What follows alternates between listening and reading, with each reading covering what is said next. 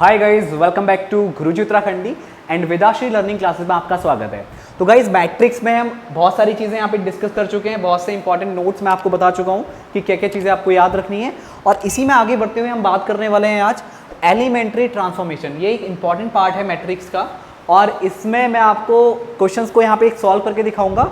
और जब आपसे एमसीक्यू में इसके क्वेश्चंस पूछे जाएंगे तो उसमें कोई बीच का प्रोसेस आपसे पूछ लेगा और वही आपको वहाँ पे ऑपरेशन परफॉर्म करना है और आपका वहाँ पे आंसर आ जाएगा। तो यहाँ पे मैं आपको इन्वर्स निकालना सिखाऊंगा यूजिंग एलिमेंट्री ट्रांसफॉर्मेशन। अब ये दो टाइप का होता है, एक तो रो और दूसरा कॉलम। कि जब आप रो एलिमेंट्री ट्रांसफॉर्मेशन से आप किसी मैट्रिक्स का इन्वर्स निकालेंगे और एक होगा आपका कॉलम एलिमेंट्री ट्रांसफॉर्मेशन, यानी थ्रू कॉलम आपको किसी मैट्रिक्स का इन्वर्स निकालना है। तो यहाँ पे जो मैं यहाँ पे बताने वाला हूँ आपको, वो आपका यहाँ पे रहेगा एक आपकी स्क्वायर मैट्रिक्स होगी, क्योंकि डिटरमिनेंट आपका स्क्वायर मैट्रिक्स का ही निकलता है और जो आप इन्वर्स निकालते हो वो भी एक स्क्वायर मैट्रिक्स का ही निकलता है। अब एक स्क्वायर मैट्रिक्स का इन्वर्स पॉसिबल है या नहीं है, तो इससे पहले आप उसका डिटरमिनेंट निकालते हो। अगर उसका डिटरमिनेंट 0 के इक्वल नहीं है तो इसका मतलब ये है कि वो मैट्रिक्स इन्वर्टिबल है। इन्वर्टिबल का मतलब ये होता है गाइस, थोड़ा सा मैं आपको और डिटेल में बता दूं कि वो एक बाइजेक्टिव है और बाइजेक्टिव का मतलब होता है 1 1 ऑन 2। तो 1 1 on 2 means bijective, bijective means invertible. ये थोड़ा दिमाग में चीज़ों को लेके चलना, क्योंकि रिलेशन फंक्शन में आप 1 1 ऑन 2 समझ पाओगे, बाइजेक्टिव समझ पाओगे। अब यहाँ पे अगर मैं मैट्रिक्स में बात करूँ, मैट्रिक्स में अगर मैं आपको बोल रहा हूँ कि ये मैट्रिक्स इन्वर्टिबल है, तो इन्वर्टिबल का मतलब ये हो गया कि इस मैट्रिक्स का इन्वर्स पॉसिबल है, राइट। तो दो चीज़ें आपको यहाँ पे क्लियर हो जाएंगी कि किस मैट्रिक्स का इन्वर्स निकलता है। वो चीज़ ये है कि अगर रेक्टेंगुलर मैट्रिक्स है उसका इन्वर्स पॉसिबल नहीं है क्योंकि उसका डिटरमिनेंट नहीं निकलता। अब स्क्वायर मैट्रिक्स है उसका डिटरमिनेंट निकाला जा सकता है, बट उसमें केस क्या है, अगर डिटरमिनेंट 0 के इक्वल आया तो इन्वर्स नहीं निकलेगा, अगर डिटरमिनेंट 0 के इक्वल नहीं आया तो इन्वर्स निकल जाएगा। तो यानी वो मैट्रिक्स क्या होगी जिसका इन्वर्स पॉसिबल है, वो मैट्रिक्स इन्वर्टिबल है। अब इसको एक क्वेश्चन के थ्रू हम यहाँ पे समझते हैं, ठीक है। अब मैं एक क्वेश्चन आपको यहाँ पे लेता हूँ। अब आपकी ये मैट्रिक्स है A is equals to row wise element 1 - 1 और 2 3 आपको यहाँ पे देखने को मिल रहा है, ठीक है। अब यहाँ पे आपको A वाली मैट्रिक्स का इन्वर्स निकालना है, यानी आपको A इन्वर्स फाइंड करना है। तो सबसे पहले आप चेक कर लीजिए कि इस वाली मैट्रिक्स का डिटरमिनेंट कितना आ रहा है। तो अगर मैं इसका डिटरमिनेंट निकालूं तो ये 3 + 2 हो जाएगा जो कि 5 है, यानी 5 इज नॉट इक्वल्स टू 0। तो इसका मतलब ये हो गया कि ये मैट्रिक्स क्या है, इन्वर्टिबल है। ये मैट्रिक्स क्या है, इन्वर्टिबल है, यानी इसका इन्वर्स निकाला जा सकता है। अब इसको दो मेथड से हम करने वाले हैं। पहला मैं आपको बताने वाला हूँ कि रो एलिमेंट्री ट्रांसफॉर्मेशन। अब रो एलिमेंट्री ट्रांसफॉर्मेशन में आप क्या करेंगे, उसमें सबसे पहले आप पैटर्न याद कर लीजिए, A is equals to AI अब लिखते हैं, ठीक है। अब क्या लिखते हैं, A is equals to AI। अब जब आप कॉलम वाला यूज करेंगे तो आप लिखेंगे A is equals to IA, ठीक है। ये आप करेंगे रो के लिए यूज और ये करेंगे कॉलम के लिए यूज। अब सबसे पहले बात कर लेते हैं रो वाली मैट्रिक्स के लिए, सॉरी रो मतलब एलिमेंट्री ट्रांसफॉर्मेशन थ्रू रो, ठीक है, वो कर लेते हैं यहाँ पे। तो आप क्या करेंगे, सबसे पहले इस फॉर्मेट में इसको लिख दीजिए 1 - 1 2 3 और इसके बाद यहाँ पे क्या लिख दीजिए, A को ऐसी रहने दीजिए और जो आपका आइडेंटिटी मैट्रिक्स है जिसका जितना ऑर्डर इस A वाली मैट्रिक्स का होगा उतना ही ऑर्डर इस उतना ही ऑर्डर आपका क्या होगा, आइडेंटिटी मैट्रिक्स का भी होगा। तो ये 1 0 0 1, राइट। अब आप क्या करेंगे, सबसे पहली चीज़ मैंने बोला कि हम ये रो एलिमेंट्री ट्रांसफॉर्मेशन की बात कर रहे हैं, तो चेंजेस आप रो में करेंगे।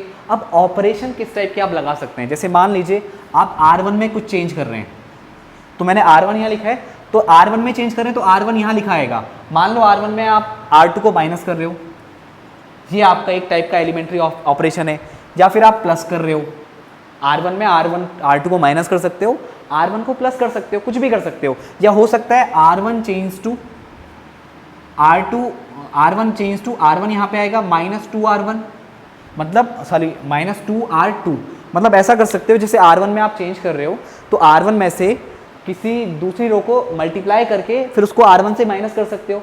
तो आप देख रहे हो कि किस टाइप के ऑपरेशन लगते हैं, ये समझना बहुत ज़रूरी है, वरना आप कुछ भी गलत ऑपरेशन लगा सकते हो, ठीक है।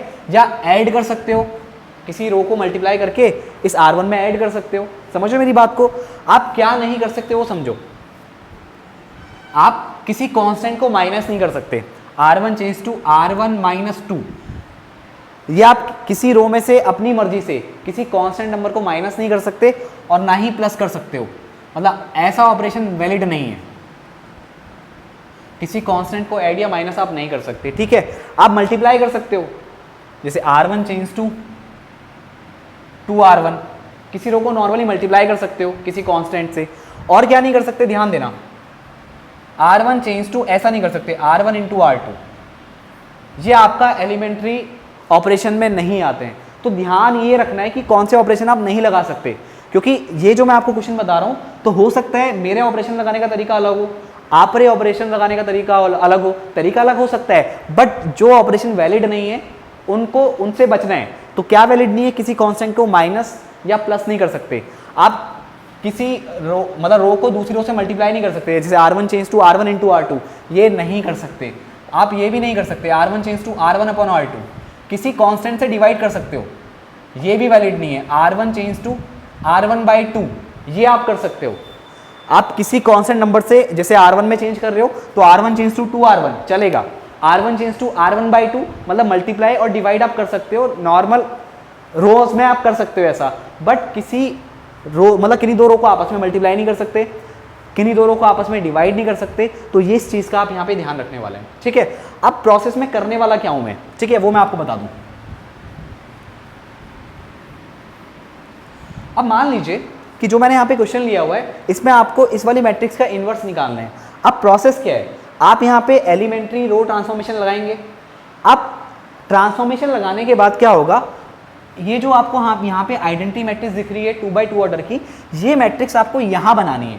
मतलब जो 1 0 0 1 आपको यहाँ दिख रहा है, वही आपको 1 0 0 1 यहाँ दिखना चाहिए, ठीक है। मेरी बात समझ रहे हैं आप, ये बहुत काम की बात आपको बता रहा हूँ।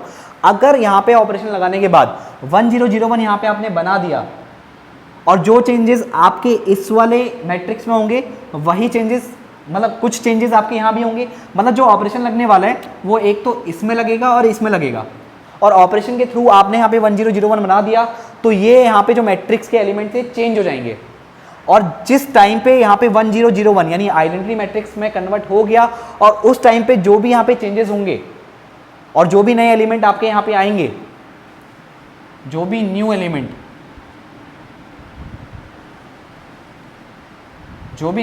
यहाँ पे होंगे, तो ये आपका निकल के आ जाएगा A इनवर्स। कंडीशन क्या हो कि यहाँ पे आपकी क्या बन जाए, यूनिटरी मैट्रिक्स बन जाए, यानी 1 0 0 1 आपकी यहाँ पे मैट्रिक्स हो, करेक्ट। बस इतना ही आपको यहाँ पे करना है। तो ये क्या हो जाएगा आपका, यहाँ पे जो भी चेंज हो जाएगा तो ये आपका क्या हो जाएगा, A इनवर्स हो जाएगा। कंडीशन क्या बन रही है आपका, यहाँ पे आइडेंटिटी मैट्रिक्स हो जाएगा, और ये हो जाएगा A इंटू A इनवर्स। तो A इंटू A इनवर्स हमेशा क्या होता है, आइडेंटिटी मैट्रिक्स होता है, करेक्ट। इसको आप वेरीफाई भी कर सकते हैं, जब आपका जो A इनवर्स आएगा उसको जब आप इस वाली मैट्रिक्स से मल्टीप्लाई करोगे, A वाली मैट्रिक्स से, मतलब जो आपका यहाँ पे A इनवर्स आएगा उसको इस A वाली मैट्रिक्स से मल्टीप्लाई करोगे तो आपको आइडेंटिटी मैट्रिक्स मिलेगी, I is equals to A dot A inverse. Clear. तो इतना ही आपको यहाँ पे समझना है। अब देखो क्वेश्चन सॉल्व कैसे होता है, ठीक है, बहुत सिंपल है। अब सबसे पहली चीज यहाँ पे आपको ध्यान क्या रखना है, सबसे पहले जो आपका A11 वाला एलिमेंट है, अगर आप रो वाइज चेंज कर रहे हो, ध्यान रखना, अगर आप एलिमेंट्री रो ट्रांसफॉर्मेशन यूज कर रहे हो तो अगर 2 बाई 2 की मैट्रिक्स है तो करना क्या है आपको, यहाँ पे पहले 1 बनाना है, और उसके जस्ट नीचे वाला जो नंबर है इसको बनाना है 0। ध्यान क्या रखना है, फिर से बता रहा हूँ आपको, वरना आप गलती करोगे।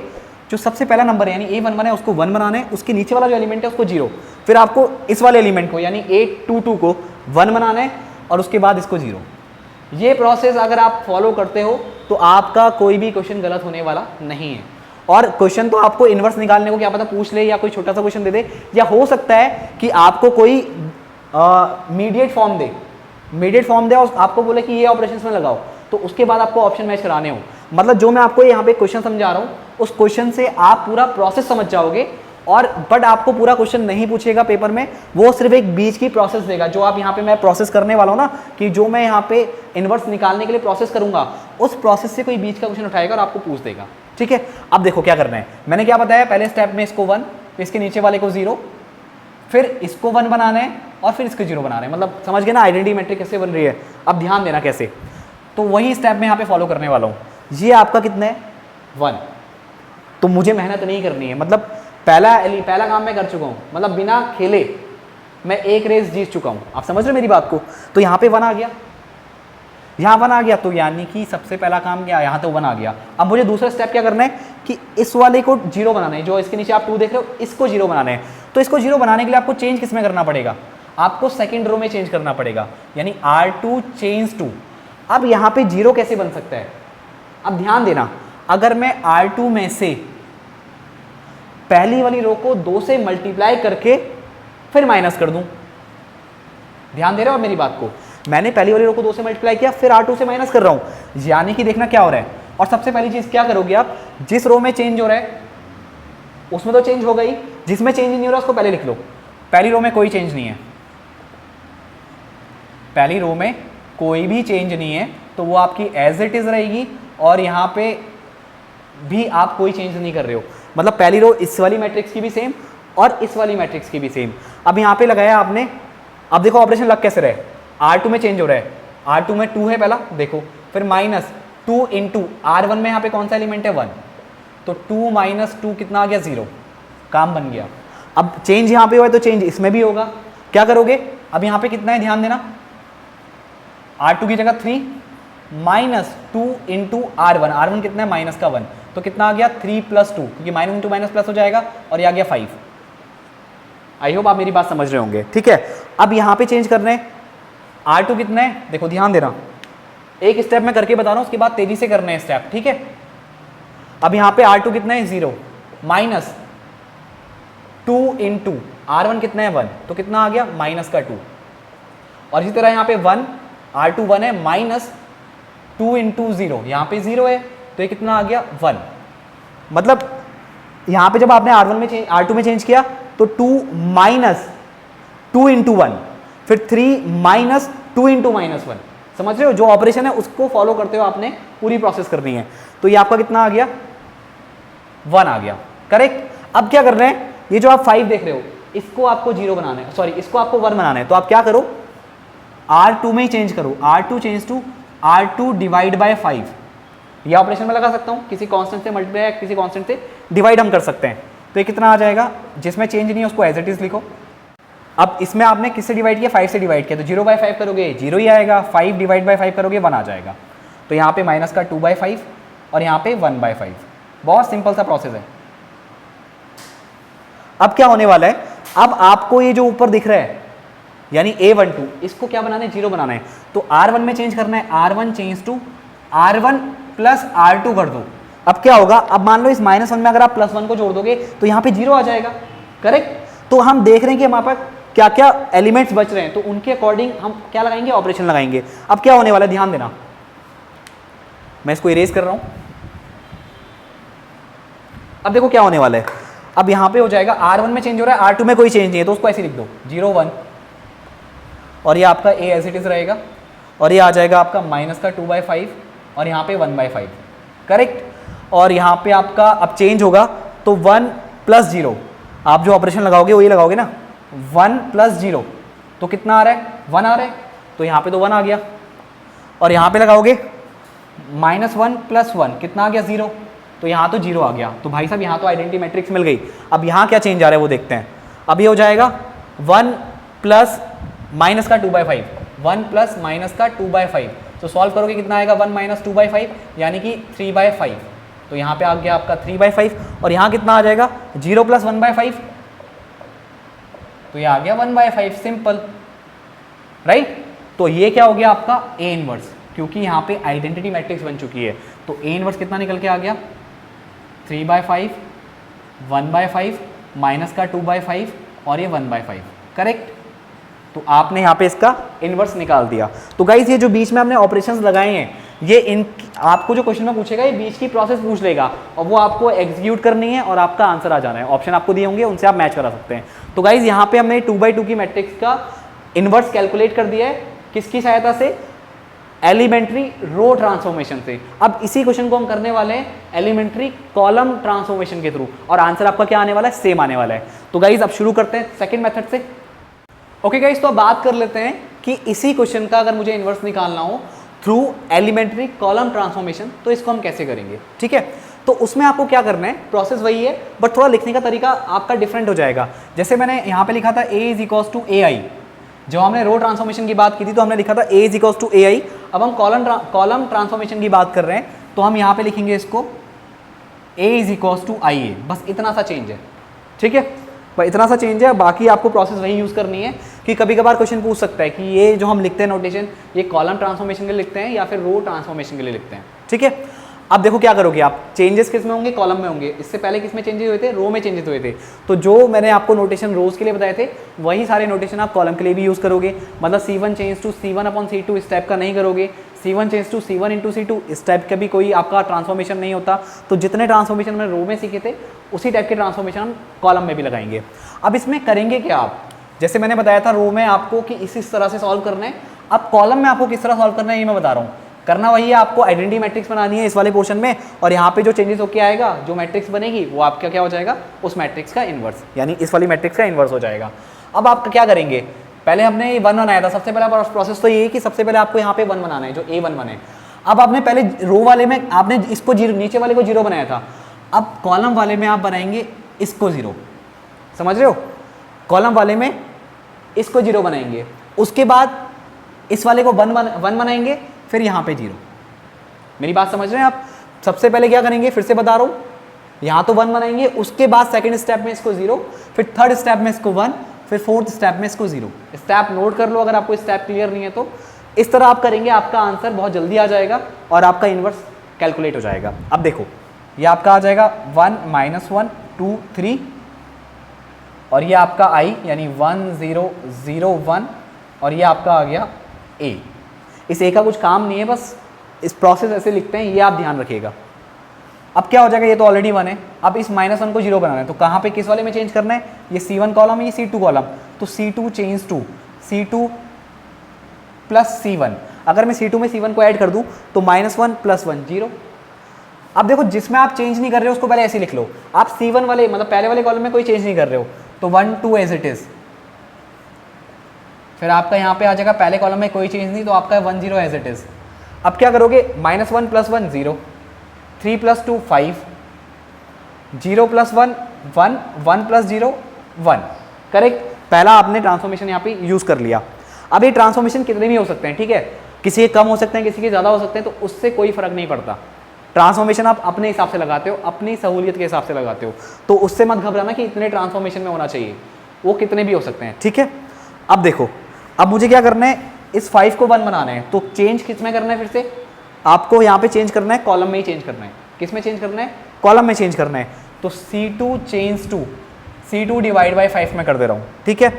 तो यहाँ पे क्या करेंगे, 1 में कोई चेंज नहीं हो रहा है, तो 1 2 एज इट इज, पहले कॉलम में कोई चेंज नहीं, फिर यहाँ पे पहले कॉलम में कोई चेंज नहीं, तो 1 0 एज इट इज। चेंज हो रहा है आपका सेकंड कॉलम में, मैंने सेकंड कॉलम को 5 से डिवाइड किया, तो 0 / 5 करूँगा 0 आएगा, 5 / 5 करूँगा 1 आएगा, फिर उसके बाद 1 / 5 करूँगा तो 1/5, और 1 / 5 करूँगा यहाँ भी 1/5, ठीक हो गया। अब ये 1 बन चुका है। अब आपको यहाँ पे इस 2 को 0 बनाना है, तो किस में चेंज करना है, C1 में, C1 change to C1 - 2 C2। अब देखो मैंने ऐसा क्यों लगाया, अगर मैं दूसरे वाले कॉलम को 2 से मल्टीप्लाई कर दूं, फिर उसको C1 से माइनस कर दूं, तो 2 - 2 0। मैंने यहाँ पे 0 बनाना है, तो उसके हिसाब से मैंने सेकंड कॉलम को इमेजिन करके ये प्रोसेस लगाया है, ये एलिमेंट्री ट्रांसफॉर्मेशन यूज कर रहा हूँ। तो देखो C2 में कोई चेंज नहीं, 0 1 एज इट इज, तो ये 1/5 और ये 1/5, ठीक है। और C1 में मैं चेंज कर रहा हूँ, तो 1 माइनस क्या करूँगा, C1 - 2 × C2, तो ये तो 1 आ गया। उसके बाद 2 - 2 × C2, तो ये 0 हो गया। अब ये आपका क्या हो जाएगा, इसी तरह यहाँ पे 1 - 2 × C2, राइट, तो 1 - 2/5 यानी कि 3/5, तो ये आपका आ गया 3/5। अब क्या करेंगे, 0 - 2 × C2, C2 कितना है 1/5, यहाँ पे C2 में जो एलिमेंट है सेकंड वाला वो 1/5 है, तो ये आ गया -2/5, तो ये आ गया -2/5, राइट। तो ये आपका यहाँ पे जो निकल के आया है ये वाला पोर्शन, ये क्या है आपका A इनवर्स। अब चेक कर लीजिए, जो आपने कॉलम वाइज सॉल्व किया और जो आपने रो वाइज सॉल्व किया वो दोनों सेम है या नहीं है, और ये आपके बिल्कुल सेम ही होंगे, राइट। तो आपका ये ए इनवर्स कैलकुलेट हो गया। अब एक बार चेक कर लेते हैं इसको कि हमने जो किया है वो सही है या नहीं है। 3/5 1/5 फिर माइनस का 2/5 1/5, जी ये बिल्कुल सही है। तो आई होप गाइज आपको एलिमेंट्री ट्रांसफॉर्मेशन का जो कॉन्सेप्ट है वो यहाँ पे जरूर समझ में आया होगा। तो गाइज मिलते हैं अब नेक्स्ट वीडियो में। आज की इस वीडियो में इतना ही। Thank you.